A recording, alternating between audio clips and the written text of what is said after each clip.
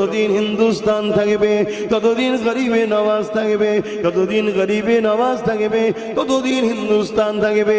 কেন গরিবে নওয়াজকে হিন্দুস্তান আমার রাসূলুল্লাহ দান করেছে, আতা করেছে, দিয়ে দিয়েছে। এ যুবকেরা, তরুণীরা, বাপেরা, গরিবে নওয়াজ যখন হিন্দুস্তানে আসলে অনেক বড় কথা সংক্ষেপে দুই একটা বলি। একটা জায়গায় যেখানে গরিবে নওয়াজ বসলেন, ওই আনা সাগরের পাশে গরিবে নওয়াজ বসলেন, ওই জায়গায় বসার পরে আজানটা দিলেন, আজানের পর নামাজ হয়ে গেল। এলাকার মানুষের অবাক হয়ে শুনতে লেগেছে, ইনারা আবার কারা? কেননা ভারতীয় জমিনে এই আজান কখনো মানুষ শোনেনি, ওই এলাকার মানুষেরা তখন দেখেনি। এ যুবকেরা, তরুণীরা, বাপেরা, সন্ধ্যা যখন আগিয়ে আসতে লেগেছে, রাজা সৈন্য সামন্তরেরা, রাজার লোকেরা এমন করে উট ঘোড়াকে নিয়ে এসে যে জায়গায় গরিবে নওয়াজ বসেছিল ওই জায়গাতে উট ঘোড়া বাঁধার জায়গা।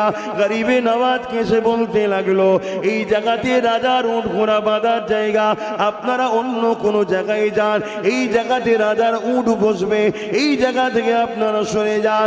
এ যুবকেরা, তরুণেরা, আমার গরিবে নওয়াজ বলল, বাবা অনেক জায়গা রয়েছে যেখানে খুশি বাঁধো না বাবা, এই জায়গাটাই কেন বাঁধতে হবে? কিন্তু তারা এক গুয়ারি করতে লাগলো, না এই জায়গাতেই বসবে, তোমরা অন্য কোনো জায়গায় চলে যাও। আমার গরিবে নওয়াজ ডাক দিলে, বাবা বাহাউদ্দিন চলো বাবা, বাবা কুতুবুদ্দিন চলো বাবা, এখানে রাজার উট যখন বসবে ওই উটই তখন বসে যাক। এ যুবকেরা, তরুণেরা, উট তো বসে গেল।